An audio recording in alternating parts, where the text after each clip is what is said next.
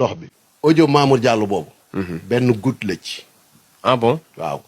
da ngeen dul fàttaliku ne audité nañ ki moom salon bi. Ndeye Khady Ndiaye. Ndeye Khady Ndiaye.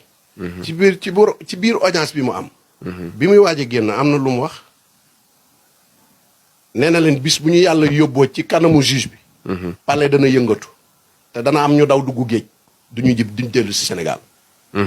wax boobu nañ ko bàyyi xel. nañ teg fa ne waxu te man sama jàngat sax man gis naa ni plan bii lii xew nii ci audio bi ñoom la. ñoom ñoo ko def. du ay kii Niass nuñ koy tuddeeti. MC Niass. non lancé wul audio bi.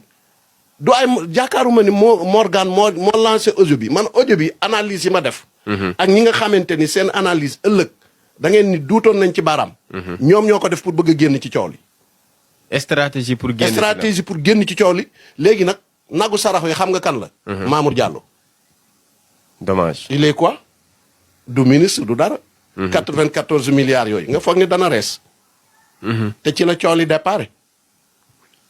ma xamal la ne la bàyyil xel loolu mooy nagu sarax wi. mais yow audio feed bi est-ce que tey jarul woon tey procureur mu autosaisir aussi. waaye loolu par force da koy def bu ko deful jugement ba dañ xam nga président Sonko moom dadul waxantu te mu ngi ne tekk fi mu ne tekk bu wax jotee day dóor te bu dóoree turu feeñ lii yépp am ni dóor ba mu dóoroon la mooy point de presse ba mu defoon ni y a 4 ou 2 mois dematuma signé booba xam nañ ban tontu la ñuy tontu ñun bi président Oussmane Sonko di génn.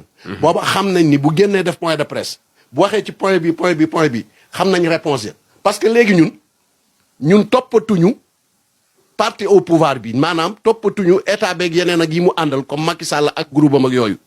toppatuñu leen di daw di wuti lu ñuy xam ci ñoom ñoo ñuy topp léegi di daw di wuti lu ñu ban yan pexe la ñuy tëral. xaw ma dégg nga fi may waxem déet. xam naa. léegi ñun amatuñu coono ci problème mu Adji Sarr. parce que ñu ngi toog fi ñu toog di xaar xam nga ko am coono.